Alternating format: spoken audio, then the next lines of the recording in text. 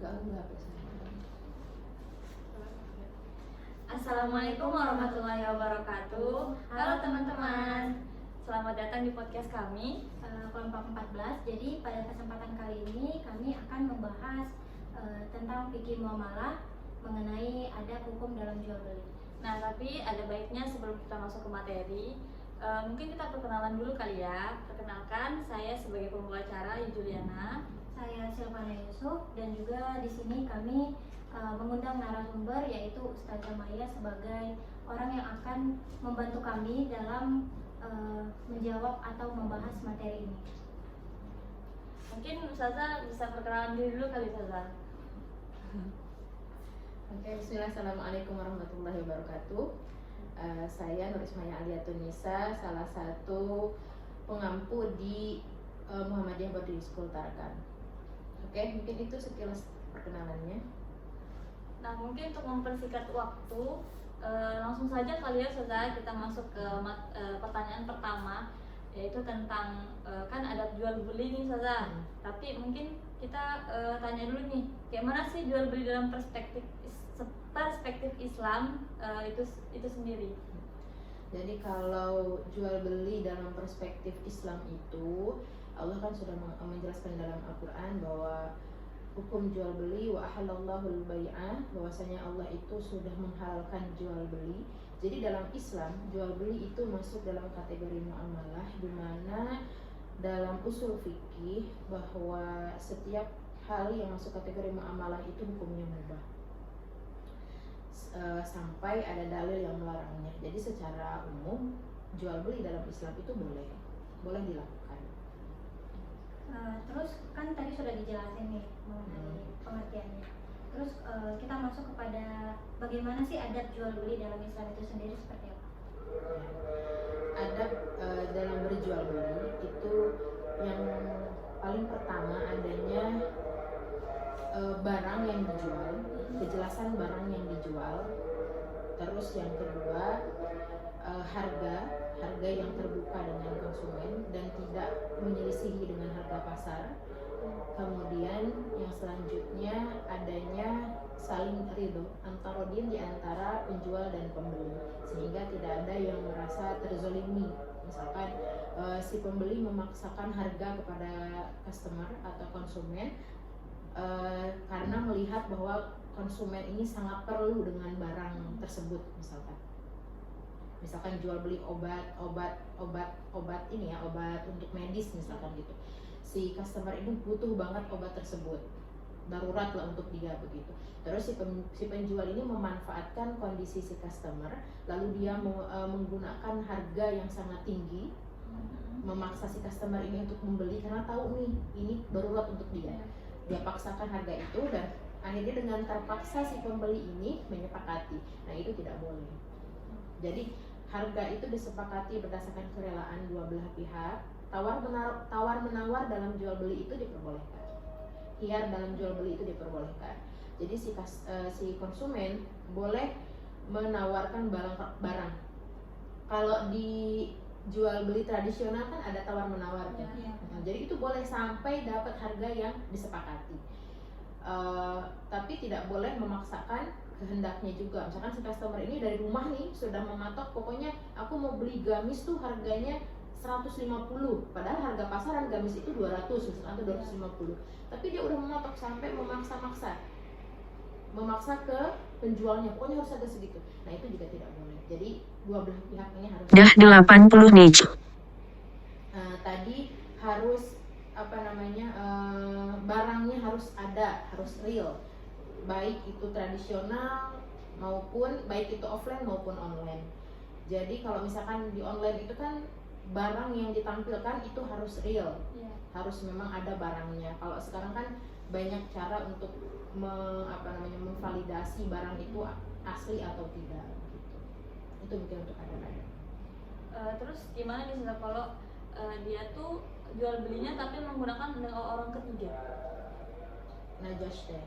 Iya. Ya. Jadi kalau dalam hadis Rasulullah yang diriwayatkan oleh Imam Bukhari dan Muslim, wala tanajashu. Jadi kita memang dilarang untuk berperan sebagai Najasyi. Karena Najasyi ini orang yang memang disetting untuk membantu penjualan gitu kan, ya, untuk membantu penjualan. Bahkan Rasulullah dalam hadis lain, nah Rasulullah Shallallahu Alaihi Wasallam anin Najasyi. Jadi Rasul itu juga sudah dengan tegas melarang perilaku Najasyi ini, karena itu sengaja itu termasuk pada perilaku penipuan, bisa masuk kategori penipuan. Karena apa? Karena dia sengaja meninggikan harga, biasanya dia meninggikan harga untuk membantu si penjual. Jadi dia itu pihak ketiga yang disetting seolah-olah jadi customer, padahal dia tidak ada niatan sedikit pun untuk melakukan jual beli. Jadi memang disetting sebagai customer untuk mendompleng jualannya si penjual, dan itu tidak boleh dalam Islam. Terus nanti masuk ke dalam hukumnya. Lalu hukum jual belinya bagaimana? Misalkan si pembeli yang asli ini akhirnya ikut tergiur, ikut tertarik gitu, ikut tertarik membeli. Terus itu bagaimana hukum jual belinya? Nah, si pembeli ini dia tidak masuk dia tidak terkena pengharaman dari aktivitas Najasyi ini. Kenapa? Karena dia itu sebagai customer, dia pembeli, dan dia melakukan jual beli telah sesuai dengan akad jual beli. Jadi tidak melanggar syariat Islam. Nah, yang kena hukum pengharamannya itu adalah si penjual dengan Najasyi ini. Gitu. Begitu. Terus kan Ana mau tanya-tanya tentang, kan ada beberapa barang yang nggak boleh untuk diperjualbelikan misalnya, kayak sabu-sabu yang terlarang lah. Nah, Ana mau tanya yang terkait soal jual beli kucing. Kan itu sekarang orang itu bahasanya bukan jual beli tapi akad. Nah, itu gimana tuh secara hukumnya? Lebih ke adopsi ya biasanya bahasa yang dipakai, mengadopsi. Nah, harga yang ditentukan itu kan harga pemeliharaan. Biasanya karena dia sudah memelihara kucing ini misalkan sekian tahun, maka dia minta untuk dibayar jasa pemeliharaannya, bukan bukan harga seekor kucingnya. Memang kalau hadis Nabi mengatakan itu ada larangan untuk jual beli kucing. Nah, yang dipakai oleh orang-orang yang membuka adopsian kucing itu adalah harga untuk membayar jasa pemeliharaan kucingnya.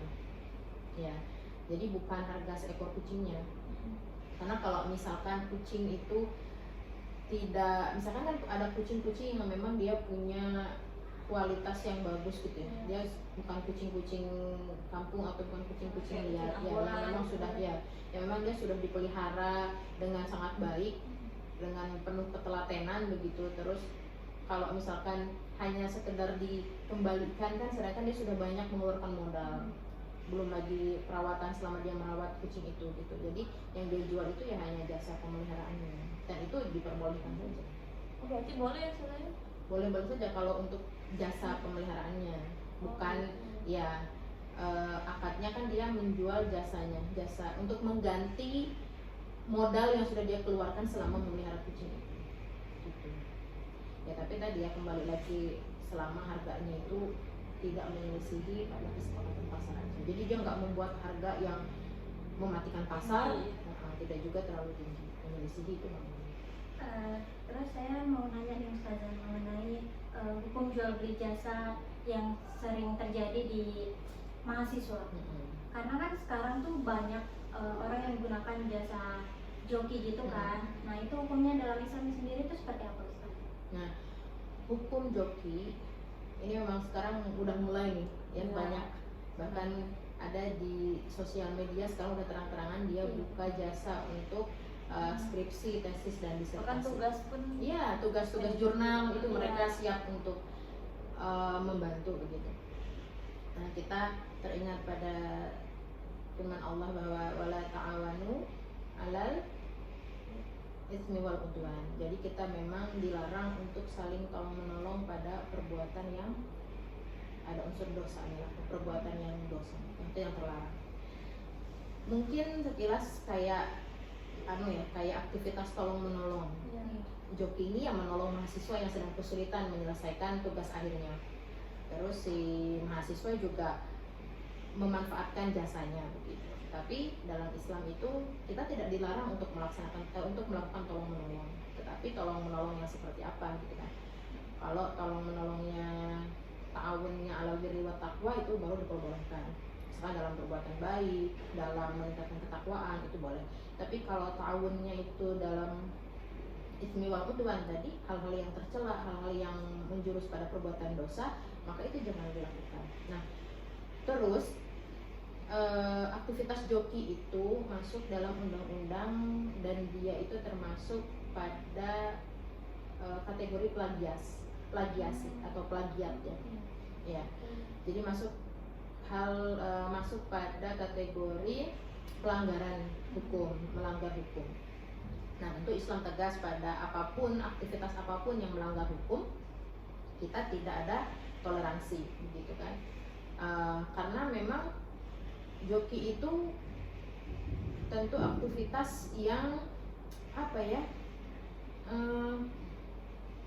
di dalam dunia akademisi itu kan ada hal yang tidak adanya kejujuran begitu kan dari sisi mahasiswa terhadap tugas akhirnya begitu. Jadi kalau menurut agama Islam ya joki itu termasuk perbuatan yang dilarang karena melanggar hukum dan normatika ya. Terus saya ingin mau nanya juga nih tentang hukum jual beli di dalam masjid, karena kalau dari yang saya pernah dengar ceramah itu katanya tidak diperbolehkan. Tapi yang bikin saya bingung ya Ustazah, itu yang dimaksud tidak diperbolehkan di dalam masjid itu khusus tempat yang untuk kita sholat saja, atau walaupun di halaman masjid juga tidak boleh. Itu seperti apa? Jadi ada yang berpendapat hanya di area dalam masjid, artinya tempat yang memang dipakai untuk sholat, ibadah ataupun ya pokoknya aktivitas ibadah. Ada juga yang mengatakan seluruh area yang dia masuk area masjid termasuk pelataran-pelatarannya.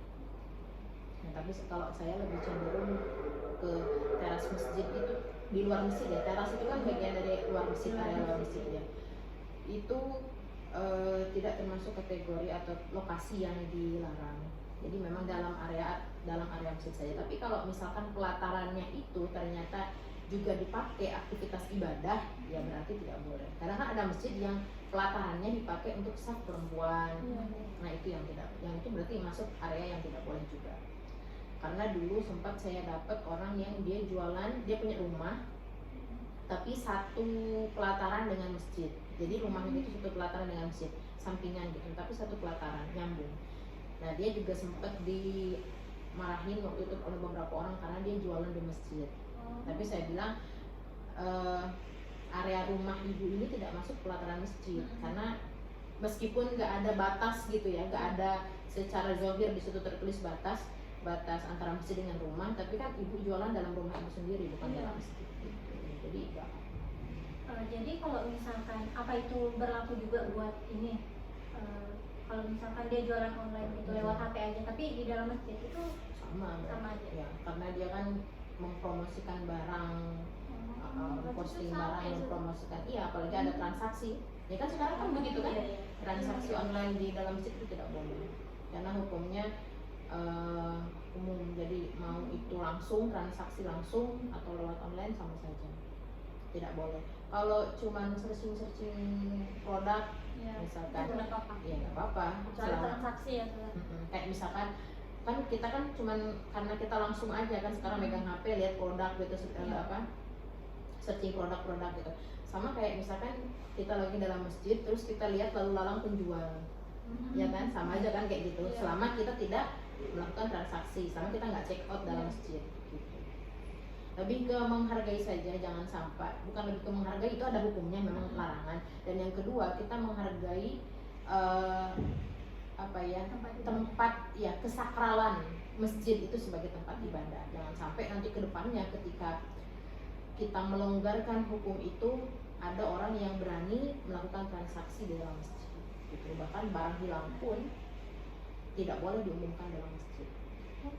Sampai Nabi itu mendoakan kalau yang jualan dalam masjid Semoga Allah tidak melariskan jualannya. Kalau ada orang yang mengumumkan barang hilang dalam masjid, semoga Allah tidak semoga Allah tidak menemukan membuat ketemu barang itu ya, atau menghilangkan barang itu selamanya, karena memang tidak boleh. Terus ada tadi yang ke skip sebenarnya di adab jual beli itu tentang tawar menawar ya. Nah, saya lupa tadi tentang tawar menawar. Jadi kalau kita jual beli terus ada barang yang sudah ditawar oleh orang lain dan sudah disepakati sama penjualnya, maka tidak boleh ditawarkan ke orang lain. Misalkan saya mau beli kerudung, saya sudah sepakat dengan harga itu, lalu datang penjual yang baru dan saya sudah sepakat nih dengan proses misalkan tawar menawar. Dari harga 100 saya tawar jadi 95. Terus ada orang datang dan tanpa tawar menawar dia ambil harga 100. Terus tiba-tiba si penjual ini mau memberikan, itu nggak boleh, karena dia sudah sepakat dengan pembeli pertama. Tapi gimana sudah kalau misalnya pembelinya nih nggak ngambil barangnya? Kayak Apa boleh tuh penjualnya misalnya dalam waktu seminggu atau ya, 1 bulan? Biasanya kan ada batas tertentu ya, makanya dalam akadnya itu disepakati, apalagi kalau jualan online itu disepakati batas pengambilan kalau memang harus diambil ke tempat. Tapi kalau mau diantar berarti ya kita nunggu pada jasa pengiriman. Tapi kalau misalkan harus diambil nih barangnya, atau barang ini dikirim ketika sudah di payment atau dibayar, kalau belum dibayar ya barang ini terpaksa tidak dikirim-kirim begitu. Nah ternyata setelah batas yang ditentukan barang tidak juga ditebus, nah maka itu boleh ditawarkan kepada orang lain ya, karena itu sudah di luar akad, sudah melewati akad. Dan dihubungi misalkan orangnya tidak nyaut, tidak membalas, ya sudah berarti bisa ditawarkan ke orang lain, berarti memang gak ada niat untuk membeli. Mungkin ini pertanyaan terakhir ya Ustazah. Kalau hukum lelang sendiri itu bagaimana? Karena kan ini termasuk ke dalam jual beli ya, transaksi jual beli. Ya. Nah itu hukumnya dalam Islam sendiri seperti apa? Hukum lelang dalam Islam sendiri itu boleh. Jadi memang namanya itu apa ya? Ziyadat, menambahkan harga. Saya lupa istilahnya apa, tapi istilahnya itu menambahkan harga. Nah itu diperbolehkan. Itu tidak masuk pada kategori tadi ya, menyerahkan barang ke pembeli yang baru. Tidak masuk kategori itu, berbeda. Karena dia belum disepakati harganya. Si pembeli 1 nawar 100.000, si pembeli 2 nawar 200, sampai akhirnya menemukan harga terakhir yang itu disepakati. Nah, itu diperbolehkan. Boleh. Dan itu kan dilakukan di majelis, langsung di satu majelis. Kalau online juga ya di tempat terbuka. Biasanya kolom komentar atau pas waktu live, ya kan? Jadi nggak boleh di ruang tertutup. Kalau biasanya lelang barang-barang berharga itu ya dari satu forum terbuka, jadi nggak ada yang ditutup-tutupi harganya, memang dibuat terbuka. Biasanya kan juga ada di BUMN kita itu juga ada pelelangan, nggak apa-apa, hukumnya nggak apa-apa selama dilakukan dengan tadi terbuka, harganya dibuka gitu ke masyarakat, harga terakhir berapa, jadi orang tahu. Dan kualitas barangnya tentu ya harus disesuaikan. Terakhir sudah tentang harga, mau tanya tentang harga. Kan harga tuh ada batas minimal, ada batas maksimal. Itu ada kok sudah batas-batasnya dalam Islam. Batas menentukan harga. Iya. Ya pertama ya harus melihat keumuman di pasar dulu berapa. Ngambil keuntungannya maksudnya itu. Oh, ngambil keuntungan dari barang itu. Kayak dia ngambil Berapa persennya persennya gitu. Iya. Kalau keumumannya sih biasanya berapa ya? Kalau dari gini, kalau ngambil keuntungan itu kan dilihat dari proses memperoleh barang itu. Jadi dikalkulasi dulu baru berapa persen yang harus diambil. Itu kalau nggak salah sampai 10%-an. Kalau nggak salah ya. Tapi itu tergantung pada keumuman pasar lagi. Karena kan prosesnya orang beda-beda dan dia harus menjual sesuai dengan harga pasar lagi, tadi kembali lagi. Jadi kalau gini, misal saya sama-sama jualan basreng misalkan ya, saya sama-sama jualan basreng dan ternyata di satu kota Tarakan ini banyak yang jualan basreng dan qadarullah saya dapat harga basrengnya itu lebih murah. Nah, ketika saya jual misalkan dengan harga yang jauh menyelisih harga pasar, karena saya merasa saya dapat harganya ini murah banget gitu. Nah, saya jual dengan harga misalkan 5.000 per pieces, tapi sedangkan orang lain itu menjualnya di harga 12 karena memang keumuman pasarnya. Nah, itu tidak boleh. Jadi Terlalu jauh itu tidak boleh. Ya harus mengikuti mengikuti karena supaya terjadi daya saing yang sehat gitu kan di antara para penjual juga, dan tidak mematikan pasar lain. Jadi kita mengambil keuntungan. Boleh misalkan dari harga 12 itu kita jual harga 11.500 atau kalau 10.000 sedikit ya nggak apa-apa. Tapi kalau jomplang banget, nah itu yang tidak diperkenankan ya, karena memang menjatuhkan harga pasar, menjatuhkan usaha orang lain juga, karena bisa jadi prosesnya itu yang berbeda. Ya, barang sama tapi proses memperolehnya itu yang berbeda. Nah, itu harus dipertimbangkan. Kalau yang jual beli misalkan kayak kue, gorengan, itu kan mereka mengkalkulasikan semuanya dari mulai jam bensinnya, harga bahan baku, tenaganya juga. Kalau dia perusahaan besar, karyawan harus dipikirkan sampai ke lampu dan lain sebagainya, itu kan diperhitungkan. Jadi kalau saya nggak salah ingat ya, sekitar 10% gitu kalau nggak salah. Mungkin nanti bisa dicek-cek lagi. Tapi yang penting itu tidak boleh memainkan harga itu yang menyelisihi, karena ya itu kan mereka sudah sepakati masalah harga itu. Kayak begitu. Oke, mungkin itu saja dari materi yang bisa kami bahas ini.